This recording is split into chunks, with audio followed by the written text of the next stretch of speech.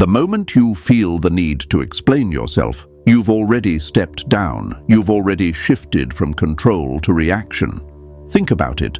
Someone throws a comment in a room, questions your ability in a meeting, or twists your words just enough to make you look weak, and instantly something triggers inside you. Your chest tightens, your mind starts racing, and this urge builds up to fix it, to prove your side, to make them understand what you actually meant.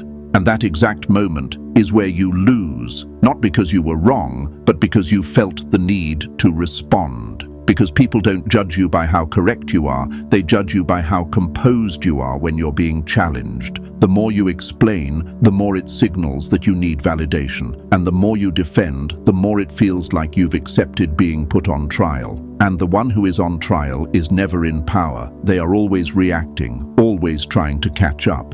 Power was never about speaking more. It was about holding your frame, about staying unmoved even when the situation tries to pull you in. And the second you start explaining yourself, you step out of your frame and walk straight into theirs, where they decide how you are seen. Niccolò Machiavelli, the master of power, understood a brutal truth that most people are trained to ignore. Power was never about being right. It was always about who controls the frame. And the moment you defend yourself, you quietly step into theirs. You stop being the one in control, and you become the one being judged, the one trying to prove, the one trying to fix how you are being seen. And without realizing it, you place yourself in their courtroom. But what if you didn't? What if when the attack came, you refused to react, you refused to explain, and you did the one thing that completely unsettles the person in front of you? Because most people don't live with control, they live like emotional puppets, pulled by reactions, shaped by opinions. Someone shows disapproval and they shrink. Someone questions them and they rush to explain. They spend their lives in a constant state of defense, trying to prove they are enough, trying to show they are right, trying to earn a position that should never need to be proven. And slowly, without even noticing it, this becomes suffocating, not physically, but internally, like a quiet pressure that never leaves, a constant need to justify your existence. But there is another way, a way of moving through situations with a level of detachment that makes you untouchable, where words don't hit you. They lose their impact before they even reach you. This is not about becoming cold, and it is not about arrogance. It is about shifting where your sense of reality comes from. Not from others, but from within. Because once that shift happens, you stop reacting, you stop explaining, and you start observing. And that alone changes the entire dynamic. Today, we break this down. We understand why your own biology pushes you to react in these moments, and how to override it with control that most people never develop. A level of control that flips the situation instantly, where the person attacking you starts questioning themselves, where silence stops being empty and starts becoming pressure. But understand this clearly, this is not easy, because to reach that level, you have to let go of something you have carried your entire life. The need to be understood, the need to be accepted, the need to be validated by others. And the moment you drop that need, something changes. You stop being easy to control, you stop being easy to read, and you become someone people cannot move. So ask yourself, why do you do it? Why is your first instinct to explain when someone questions you? Why do you feel the need to prove your innocence the moment you are challenged? Because this doesn't start now, it starts much earlier. It starts in childhood, when you were taught that being questioned means you have to justify yourself. What was the only way to escape punishment? Explanation. I didn't do it. It just happened. I didn't start it. He did first. You learned early that authority figures control judgment. And you learned that staying safe meant convincing them that you were right. The problem is, you grew up, but your mind didn't. You walk through life projecting that same authority onto everyone you meet. Your boss, your partner, a stranger online, even your enemies. When you defend yourself, you are subconsciously saying, you are the judge, and I am the one on trial. Accept my side so I can feel safe again. And that energy carries weakness. And people, as primal as they are, can sense that submission instantly. Machiavelli wrote, It is much safer to be feared than loved. Now bring that into modern life. It is far safer to be respected than understood. The moment you rush to defend, you choose being understood over being respected. You are saying, just understand me, just see my intention. But power doesn't move like that. A king doesn't explain his decisions to the crowd. A lion doesn't justify its hunt to the prey. The second you start over-explaining, bringing reasons, showing proof, pulling past events to support your point, you signal that your inner stability depends on their approval. You hand them access, and once they have it, they can shake your ground whenever they want. This is the trap of needing validation. You believe that if you just explain clearly enough, they will finally say, "Now I get it, you were right, I was wrong." But how often does that really happen? Almost never, because it was never about facts. It was always about power. They didn't question you to find truth, they did it to see your reaction, and you reacted. The first step to becoming untouchable is realizing that the courtroom was never real. There is no judge, no jury, only you and how you see things. When you stop treating people like authorities, their accusations stop sounding like verdicts. They start sounding like opinions. And opinions are just noise. So what happens when you don't react? Picture it. Someone throws a sharp line at you. You're being selfish right now. The old you jumps in. No, I'm not. I did this and that for you yesterday. I'm just tired, defensive, reactive, predictable. Now imagine a different response. They say it again. You're being selfish right now. You look at them, hold eye contact, stay still, no expression, no rush to speak, and you let the silence sit there for a few seconds. And in that silence, something shifts. It creates pressure. The human mind isn't comfortable with silence in conflict. It expects a reaction. It expects resistance. But when you stay silent, you give neither. You reflect their energy back at them. You make them sit inside the tension they created. And most of the time, they break first.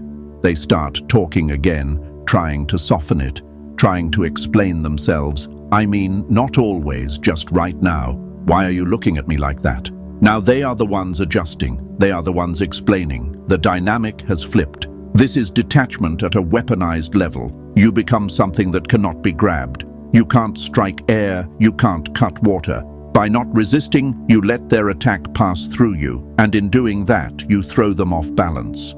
But this takes control, because inside your ego is pushing you to respond, to defend, to say something sharp. You have to control that impulse.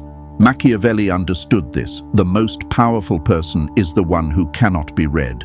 The moment you defend, you expose yourself. You show what affects you. You show where you are weak. You reveal your pressure points. I'm not stupid, you react. Now they know intelligence is your insecurity. I'm not a bad person. Now they know your image matters to you. Silence shows nothing. It acts like a dark mirror. And when they look into it, they only see their own aggression coming back at them. And that makes them uneasy. It makes them feel judged, even though you haven't said a single word. Sometimes silence alone isn't enough. Sometimes the moment demands words, but never defensive ones. If you have to speak, you don't resist the force, you redirect it. You use the aikido of conversation. There is a concept in dark psychology called agree and amplify. It creates confusion in the attacker's mind. If someone throws an absurd accusation at you, defending it only gives it weight. It makes it seem important enough to argue. Instead, you lean into it. You stretch it so far that it turns ridiculous. They say, "You're obsessed with money, you're greedy." The usual response is, "No, I'm not. I just want to take care of my family." Predictable, safe, weak. But now, flip it. You caught me. I actually swim in piles of cash every week. It's starting to ruin my back. You say it calmly, maybe with a slight smirk. What just happened here? You refused to take the hit. You showed there is no insecurity there. You turned their serious attack into something meaningless. And more importantly, you controlled the frame, not them. This takes away their weapon. They wanted to land a hit, but instead you took what they threw and made it useless. It signals control, ease, and quiet dominance. Amused mastery is the highest form of status. It carries the mindset of a parent watching a child throw a tantrum. You don't get angry at the child. You don't argue with it. You stay calm, slightly amused, because you know you're not threatened. The moment you defend yourself, you drop to that level, reacting, matching their chaos. Don't do that. Stay above it. Stay composed. Robert Greene, in The 48 Laws of Power, talks about Law 25, recreate yourself. Part of that is refusing the identity others try to place on you. When someone labels you, they are trying to confine you. If you fight that label, you are still engaging with it. If you mock it, you remove its power. You're arrogant. You reply, I prefer confidently honest, but sure. You don't care about anyone. I'll add you to the list next year. It's sharp, it's dismissive, and it holds attention. Why? Because it shows you are complete within yourself. You don't rely on them to define who you are. Someone who knows they are kind laughs when called selfish. Someone who knows they are capable smiles when called incompetent. If you feel the urge to defend, it usually means a part of you is unsure. A part of you is reacting to the possibility that they might be right. And that is something you need to face internally. Now, go deeper. Every interaction has a hidden structure, an unspoken layer beneath the words. In any conflict, there is usually a judge and a defendant. The judge questions, why did you do that? What were you thinking? Who do you think you are? The defendant responds, trying to explain, trying to justify, and the one asking the questions holds the power, while the one answering slowly loses status. The sharpest move is to refuse being the defendant and step into the role of the judge. You do this by not answering directly, but by shifting the focus back onto them. They say, why are you always late? The usual response is defensive. There was traffic, my alarm didn't ring, and just like that you've lowered your position. Now flip it.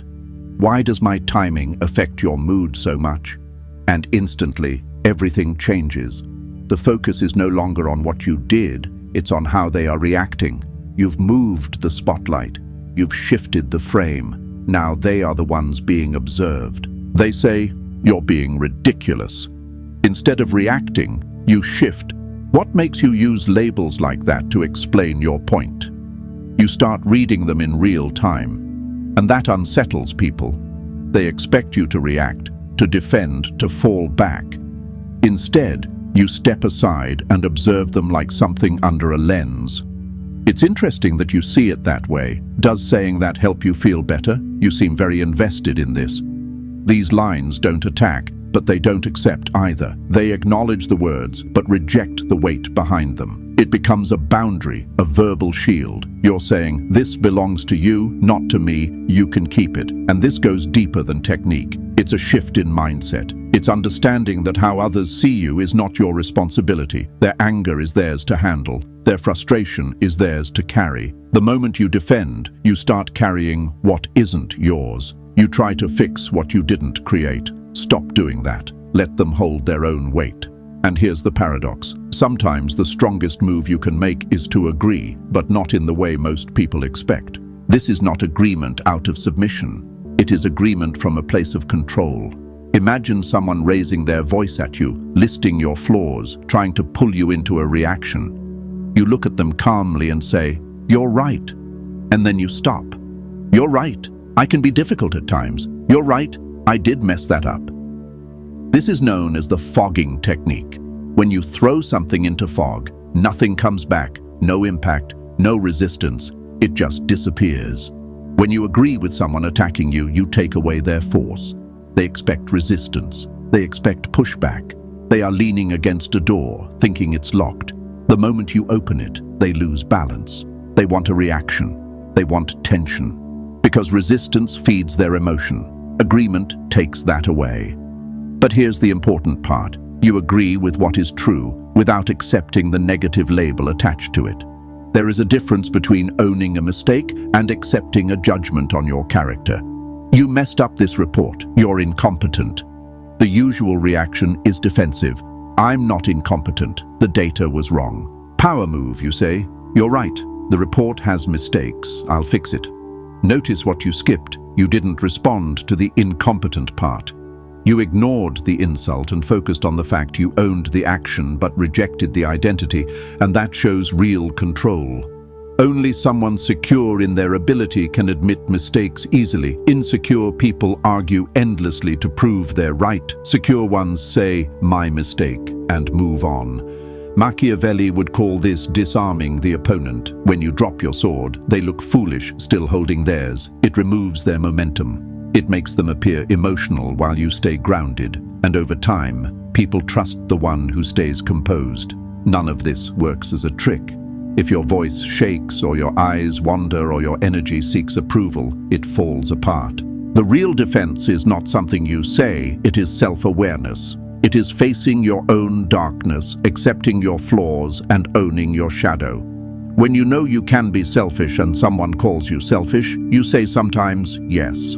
When you know you can be harsh and someone calls you cruel, you accept that you can be.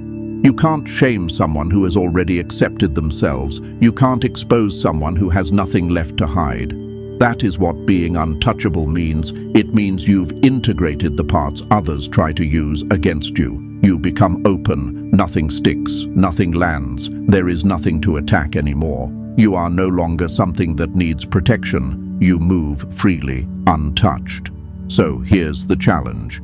For the next 7 days, you play one rule: no defense. No matter what happens, no matter how small the accusation, you do not explain yourself. If you're late, you say, "I'm late," no reason added. If you spill coffee, you say, "I spilled it," no excuses. If someone misunderstands you, let them. Don't correct it. Don't chase clarity. Sit with that discomfort. Feel the urge to fix it, to control how they see you, to prove you're right. And let that urge die out. Watch what starts changing in the people around you. Watch how people react when you stop playing along. First confusion, then respect, then a quiet pull, because people are drawn to certainty. And nothing shows certainty more than someone who doesn't feel the need to explain themselves. You start reclaiming your energy. You close the leaks that were draining you. You move from being reactive to being in control. You step out of the child role and into authority. The world will test you. It will try to provoke you. It feeds on reactions. Don't give it that. Stay unreadable. Stay composed. Stay silent when it matters. If this way of thinking connects with the deeper part of you, the part that is tired of proving itself to others, then you already know the next step. Subscribe, not because I told you to, but because you're done being easy to control in a world that rewards strength.